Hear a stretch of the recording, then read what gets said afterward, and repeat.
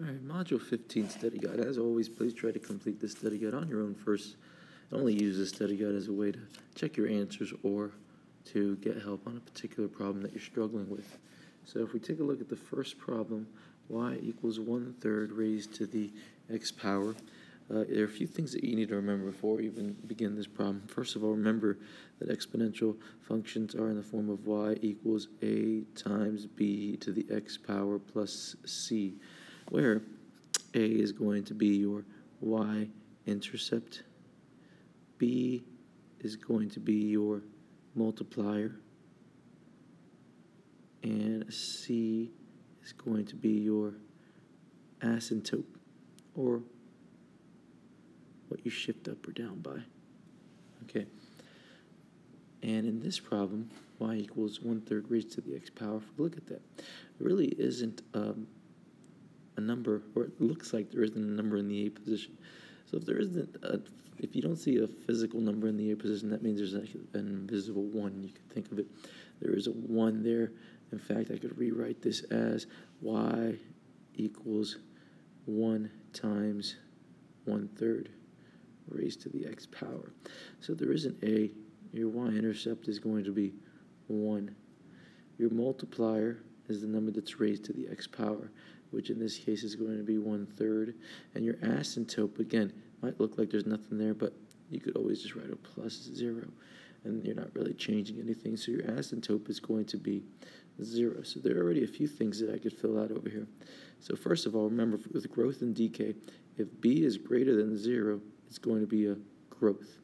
Now, if b is greater than,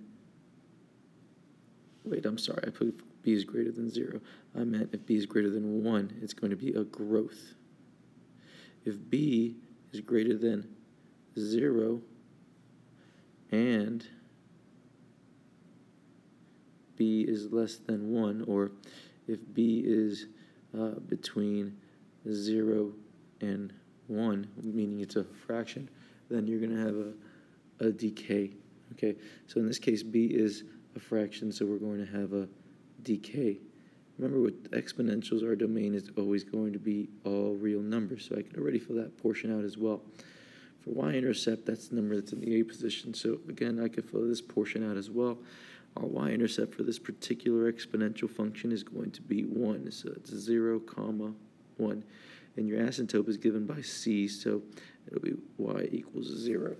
Now, for this problem, I already could tell that our range is going to be y is greater than 0 because a is positive.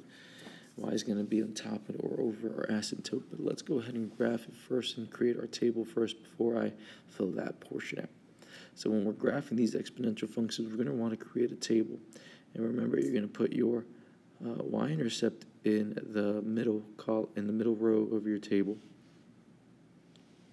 So x, y. And I'm going to go ahead and put my y-intercept in the middle, 0, 1. And fill out the x values of your domain values. And then in order to figure out our range values, our y values, we'd need to use our multiplier, which in this case is 1/3. So you'd have to multiply by 1/3. And 1 times 1/3 is 1/3. And 1/3 times 1/3 is 1/9. If we're going the other direction, we'd have to divide by 1/3 instead of multiplying by 1/3. Now, 1 divided by 1/3 is 3. And if we divide by 1/3 again, we would get 9. And now we could go ahead and graph our exponential function here. So our first order pair is -2, 9. It should be right here. Then we have -1, 3, which is right here. Not there. Right here. Then we have 0, 1, which is right here. We have 1, 1/3, which is very close to the x-axis, and then 2, 1/9, which is even closer to the x-axis, very close to the x-axis. And then we're going to go ahead and connect these and create our exponential function. Now, remember, this exponential function is a decay, so as you look at it from left to right, it's the graph.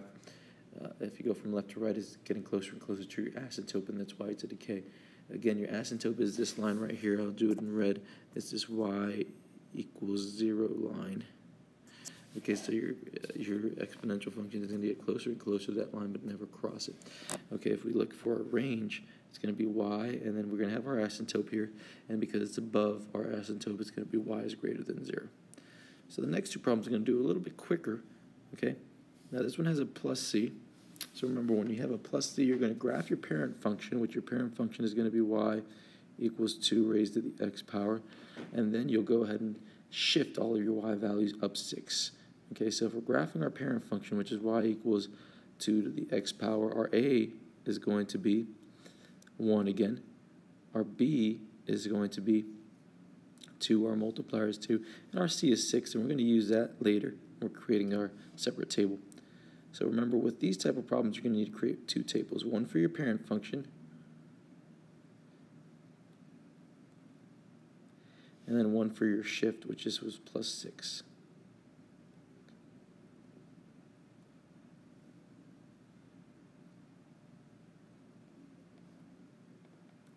All right, again, we put the y-intercept in the middle, so it'd be 0, 1, and we're multiplying by 2 every time. So 1 times 2 is 2, and 2 times 2 is 4. We go backwards, we divide by 2. So 1 divided by 2 is 1/2, and 1/2 divided by 2 is 1/4.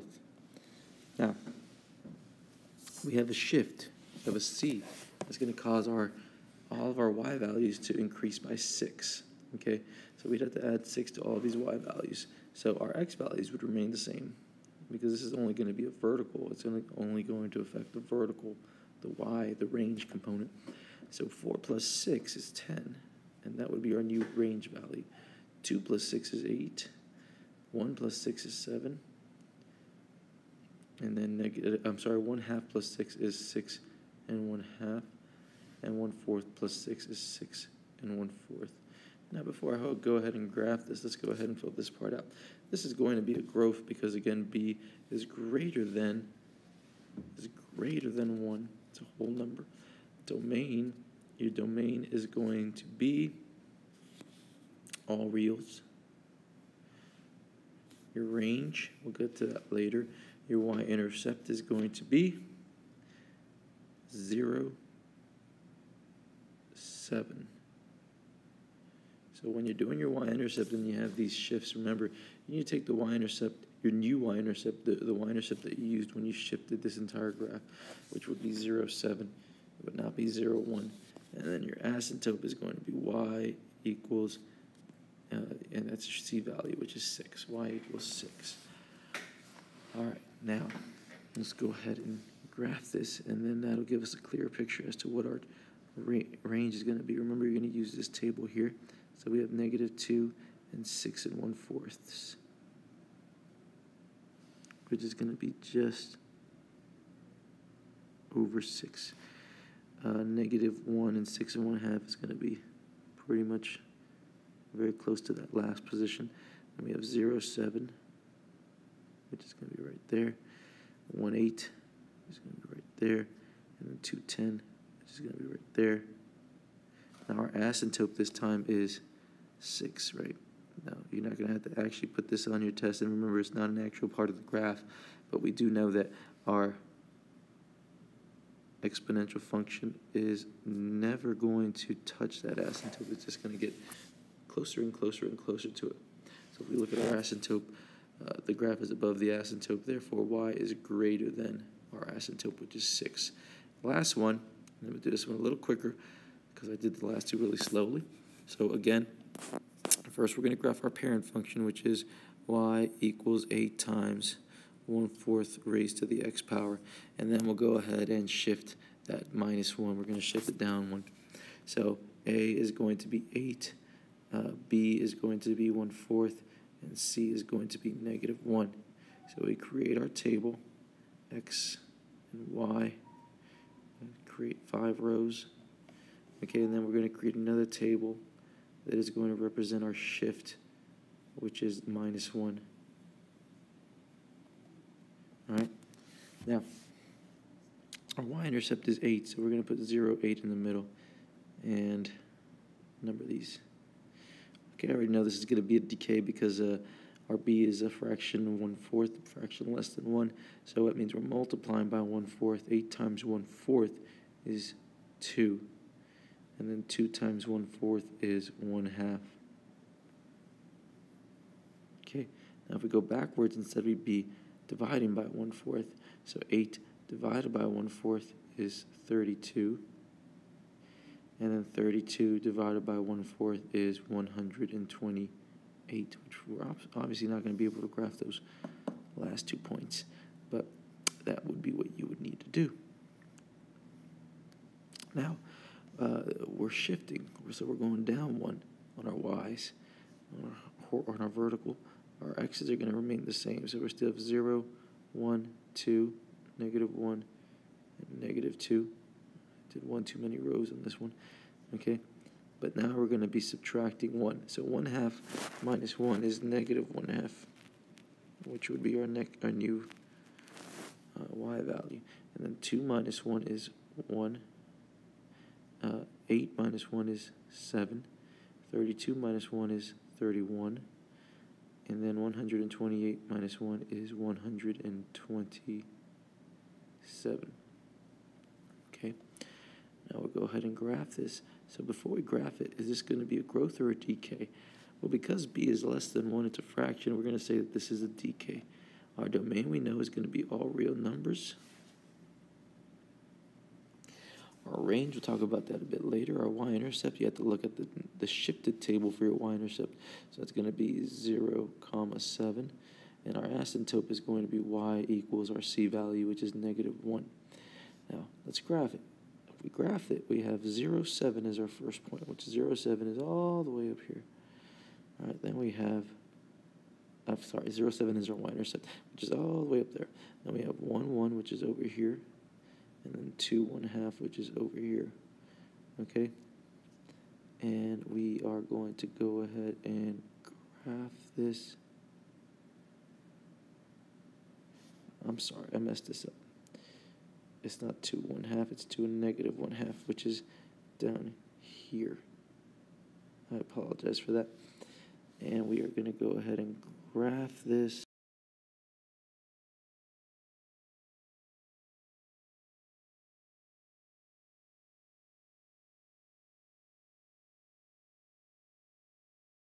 And if you take a look at this graph, it looks like it's above the asymptote. Our asymptote there is y equals -1. So therefore, our range is going to be y is greater than -1. Y is greater than -1 would be our asymptote, and that's it.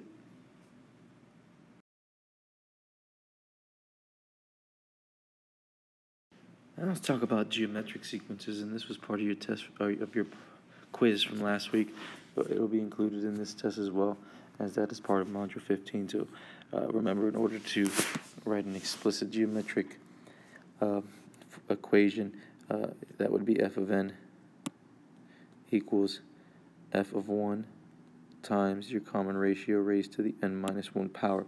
So if you go ahead and read this problem, it looks like our sequence here is 1500. This is the first term. 1530 is the next term, and then 1560.60 is the next term. So in order to find your common ratio, you would need to take just any of your terms and divide it by the previous term. So if I go ahead and take 1530 and divide it by 1500, I get 1.02. So my common ratio here is 1.02.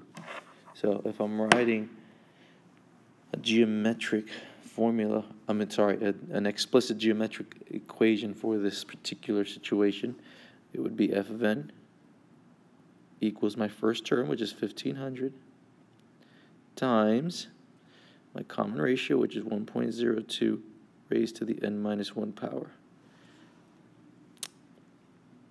Now, they want to know what Leo's balance would be after 9 months, so you'd have to plug in 9. So it'd be f of 9 equals 1500 times 1.02 raised to the, well, 9 minus 1 is 8, so 9 raised to the 8th power. You plug that all into your calculator, you should get your answer, which is going to be $1,757.49 if you write that to the hundreds place value. All right, how do you write an explicit rule for a geometric sequence? Well, you use this: f of n equals f of 1 times r raised to the n minus 1 power, where f of 1 stands for your first term, and r stands for your common ratio. Make sure you know that. All right, for each geometric sequence, write a rule and then find a of 9. So if we look at this one, negative 12 divided by 3 would be negative 4, so it looks like our common ratio is negative 4. Our first term is 3, so your rule is going to be f of n equals your first term 3 times common ratio negative 4 raised to the n minus 1 power, and this will be part A. So make sure you actually write the rule if they're asking for the rule. If you find f of 9, you just plug in 9. F of 9 equals 3 times negative 4 raised to the, well, 9 minus 1 is 8. So you just plug in 8. And then you put that in your calculator. So make sure you put parentheses around your negative 4 before you raise it to the 8th power in your calculator. Then multiply that by 3, and you get your answer, which is f of 9 equals 196,608. Okay, your next one. Okay, again, you take one of your terms and divide it by your previous term. So if you take 4,374 and divide it by 13,122, you get 1/3. So your common ratio here is 1/3. All right, your first term is going to be 13,122, and you use that to write your rule. So it's going to be f of n equals your first term, which is 13,122, times your common ratio, which is 1/3 raised to the n minus 1 power. Okay, again, we're looking for our 9th term, so we just plug in 9. F of 9 equals 13,122 times 1/3 raised to the, well, 9 minus 1 is 8, so it would be the 8th power. Put that all in your calculator and you get your answer, which is actually 2. Look at that. The answer is going to be 2. All right, now, last one, negative 16 divided by negative 8, so your common ratio is going to be 2. Your first term is going to be negative 8. You write your rule, it'll be f of n equals your first term, which is negative 8, times your common ratio, which is 2, raised to the n minus 1 power. And then if you find the 9th term, it would be f of 9 equals negative 8 times 2 raised to the, well, 9 minus 1 is 8, so it would be times 2 raised to the 8th power. All right? And if you put that in your calculator, you get your answer, which f of 9 is going to equal negative 2,048. All right, one more problem. All right, so again, just look at the table and figure out your common ratio. All right, so your common ratio here is going to be 9/10. You could write that as decimal or a fraction, whatever you want. I'll just go ahead and write it as a decimal. 0.9 would be your common ratio. Your first term is going to be 80. Okay, so your rule, which is part A, is f of n equals your first term 80 times your common ratio, which is 0.9 raised to the n minus 1 power. The second part of this problem is to find the price of the shoes after 8 months. So you'd have to plug in 8. F of 8 equals 80 times 0.9 raised to the, well, 8 minus 1 is 7. So raise 0.9 to the 7th power and multiply that by 80. And you'd get your answer, which is f of 8 equals $38.26 is how much the shoes would cost after 8 months. All right? So hopefully you have studied and you know all of this material and you're ready for tomorrow's test. I wish you luck, and I will see you tomorrow. Have a great day.